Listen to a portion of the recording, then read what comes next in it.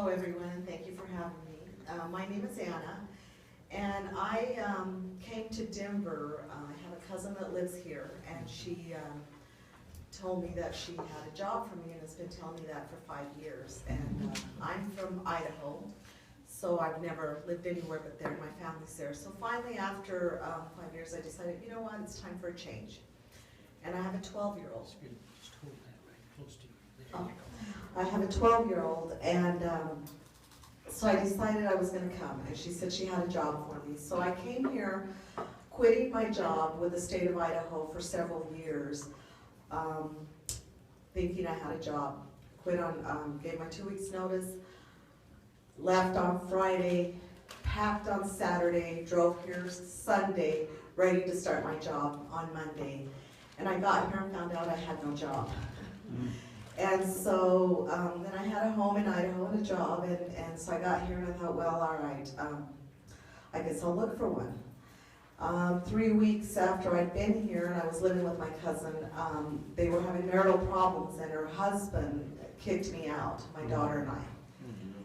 It was really devastating, so I went and stayed with her sister, and her sister says, you can only stay here for 30 days because she had a family coming in. So I desperately, for 30 days, started calling places, trying to find a place to live, and I knew that I didn't want to be somewhere where there was drama, where there was problems, or men looking for women, so I started to ask questions when I would call these shelters. What kind of people do you have there? I knew I didn't want to be around drug addicts, people with restraining orders, all these kinds of things, and slowly I started to weed out shelters. And I finally ended up with Family Promise that really did thorough investigations and did background checks on criminal history, and I was quite okay with that because I didn't have any of that stuff in my life. And so I found Family Promise. Jolene interviewed me, and this is where I came. Well, the first night I arrived at Family Promise, it was a very devastating thing. I had never been in a situation like this, and I kept thinking, I can't believe I left my home, my job, and I am homeless. So it was really, really difficult. So when I arrived at the shelter the first night, my daughter and I pretty much were awake the whole night. We cried all night. It was a very tragic thing for us. I've never experienced anything like that. But as I got in the shelter, it was just crazy. I mean, I had no idea what to expect, and I really always thought homeless meant people that you see on the street in cardboard boxes, people that have signs that beg. I had no clue that a homeless person was a person like me, that had a home, had a job, raised kids, and all of a sudden I have nowhere to be. So it was very interesting. This shelter, this Family Promise provided, the people were absolutely friendly and genuine. I mean, they really cared about my daughter and I. I've always had a routine, so I really had to set my thoughts on how am I going to keep this routine with my child, with all these strangers. They were all strangers to me, and they were nice. Everybody was nice and very friendly. And anyway, I started to keep my routine, started to look for a job, got my daughter in order. The people at the shelter were very helpful. I was extremely overwhelmed with this life of my room. My home was now an area, and that area moved every week, and trying to keep a home and a routine for my 12-year-old with everything I did at home, from prayer to meals to, it was just, I don't know how words can even explain the feelings that I was going through. However, the people that were helping us, and that was every church, I found that these people really were very interested in making sure that they helped me provide those things for my child and me. And they were very helpful in every way they could, from giving us, say, do you need gas money? Do you need something to do Saturday. Let me see if I can find you a museum. Everything was so new to me here in Denver, and I was traveling every day at least 3 hours in my car to go from taking my child to school, to bringing her back, to getting back in time, to looking for a job, to applying for a job, to going to an interview. I was in my vehicle at least 3 hours a day and literally exhausted every single night. And I would come to the shelter, and there was a really nice, good cooked meal there. And that was wonderful. And it was so good because it was just, we were so, by the end of the day, it was just exhausting. So it was quite an experience just to have that. But the one thing that I learned was that every time we moved, what made it easier was that the people that were there in the evening when we got there, or there in the morning when we woke up, were extremely kind. I had never been around people strangers that just really cared as much as these people did. And I got that experience from every single place we went to. I was in the shelter for 44 days. Okay. And they said I had 60 days, and when the first night that I spent up crying all night, I literally said, there is no way in hell I am going to stay in this place 60 days.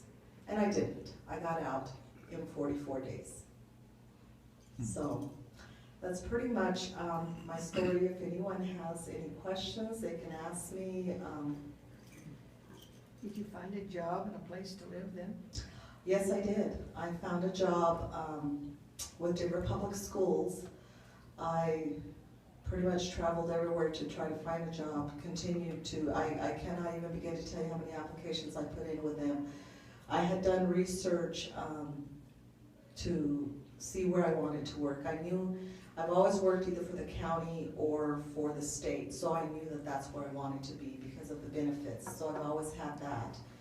And I finally did get a job, and as a program director for Denver Public Schools, and found a place to live from putting applications into apartments. I knew where I wanted to live because I already had my child in a school in the area that I wanted to live. So I found a place close to her school.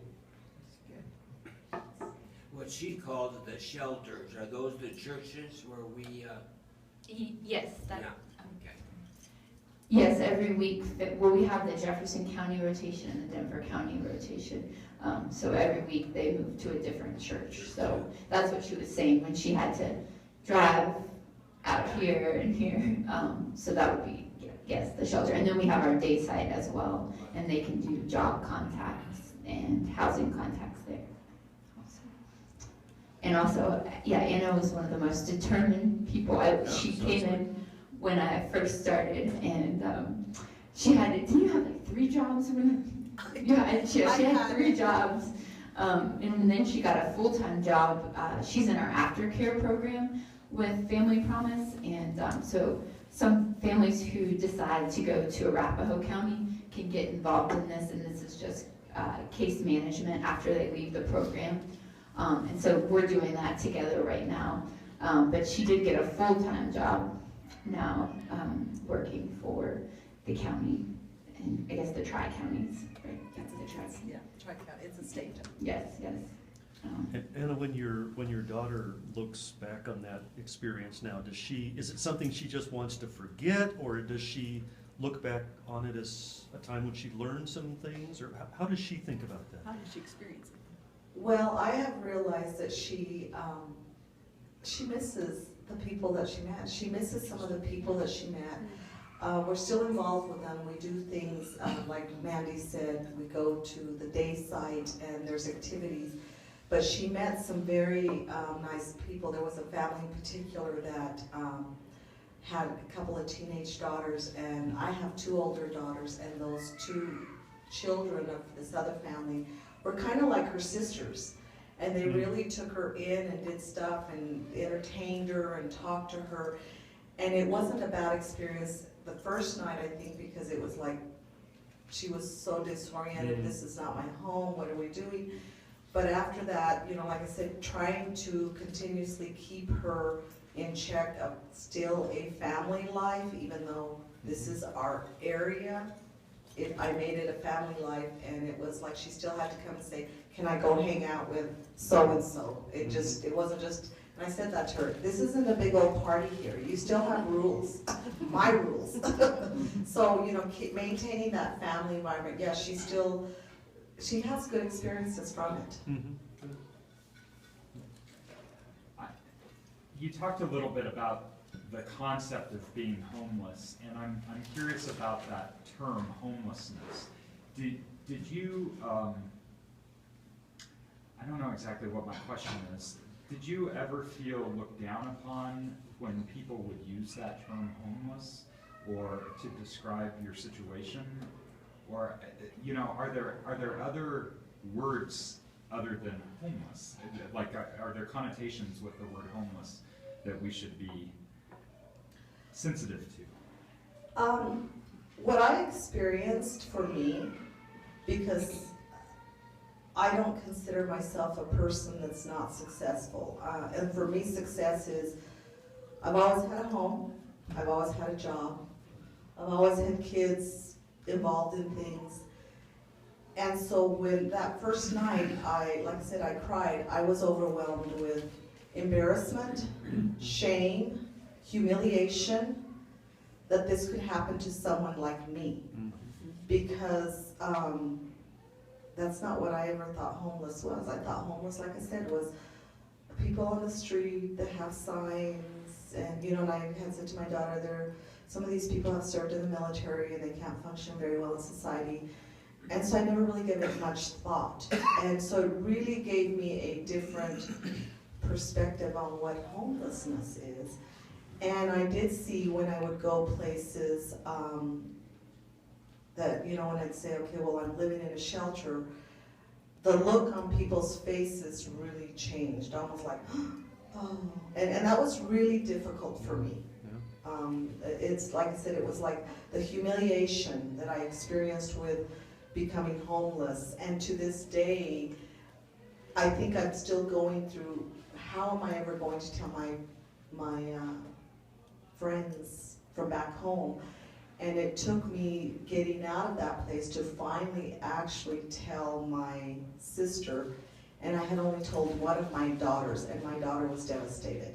So it was a very shameful thing because they had this, you know, this was not me. So it was, I don't know, just the humiliation that one has to go through, and like I said, the shame that I felt of where I was at in life, and I'm like, what is happening to me? What has happened here? But yeah, you know, you're an educated person, you had a job, you had your whole life together, and it just shows how close a lot of people, all of us, are from being there. It could happen to many, many of us.